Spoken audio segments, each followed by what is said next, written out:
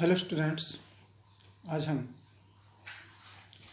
Inclusive education समावेशी शिक्षा विषय के अंतर्गत अध्ययन कर रहे हैं। छात्रों, आज का हमारा टॉपिक है मित्र समूह, सर्किल ऑफ फ्रेंड। क्या है सर्किल ऑफ फ्रेंड? यानी कि मित्र समूह। तो ठीक है छात्रों, इसमें मैं अभी बताता हूँ। कक्ष में विद्यार्थियों द्वारा सीखना और उनके द्वारा समूह में सीखना, दोनों में अंतर है। सामान्यतः देखा होगा, कक्ष में 40-50 छात्र होते हैं, परंतु एक समूह में छात्रों की संख्या लगभग 5 से 6 होती है और समूह 15 या 20 छात्रों का भी हो सकता है। शिक्षण प्रक्रिया में कक्ष अधिगम तथा समूह अधिगम दोनों में बहुत अंतर होता है। कक्ष में भीड़ बहुत अधिक रहती है तथा शिक्षण कार्य अध्यापक केंद्रित रहता है। सभी छात्र शिक्षण अधिगम प्रक्रिया में भागीदार नहीं होते। ये बहुत सीमित रूप में होता है, परंतु जब समूह में कार्य किया जाता है तो विद्यार्थियों की ज़्यादा भागीदारी होती है। निसंदेह समूह में छात्र अच्छी तरह से सीखते हैं, क्योंकि वह सहज होकर अपनी मित्र मंडली में कार्य करता है। समूह बनाते समय छात्र अपनी पसंद व नापसंद का ध्यान रखता है। कहने का अभिप्राय यह है कि कक्षा में छात्रों में विविधता पाई जाती है। इस कारण से समूह बनाते समय स्वयं की ही पसंद नापसंद को वरीयता प्रदान करते हैं। जो समूह निर्माण की सफल नीति नहीं कही जा सकती, क्योंकि इससे कुछ छात्र अलग थलग पड़ जाएंगे, उन्हें कोई समूह में स्थान नहीं देगा। अतः अध्यापक को इस दृष्टि से समूह बनाते समय छात्रों का सहयोग करना चाहिए।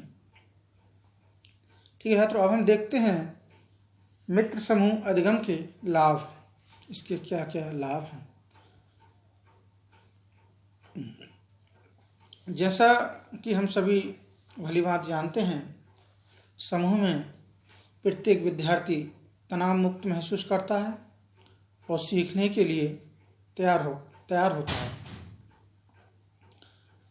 नेक्स्ट, विद्यार्थियों को अध्यापक से डरने की आवश्यकता नहीं होती, वे स्वतंत्र होकर अपना काम करते हैं। नेक्स्ट, विद्यार्थी एक दूसरे से भी सीखते रहते हैं।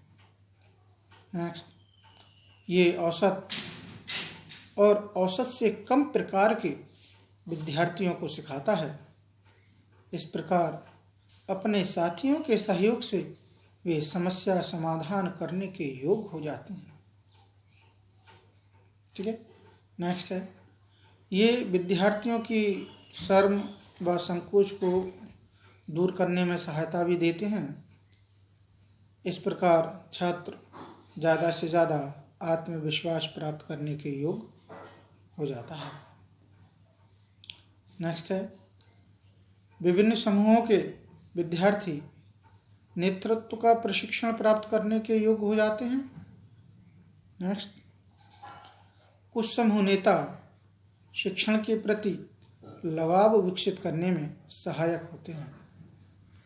और नेक्स्ट है, छात्र अधिगम एक स्वाभाविक, सहज सुखद एवं स्वतंत्र वातावरण में संपन्न होता है। ठीक है छात्रों, अब हम अगले बिंदु में देखते हैं मित्र समूह अधिगम की सीमाएं, क्या क्या लिमिटेशंस वगैरह होती हैं। ये हम सभी लोग जानते हैं कि समूह अधिगम बहुत अच्छा होता है, परंतु इसकी भी कुछ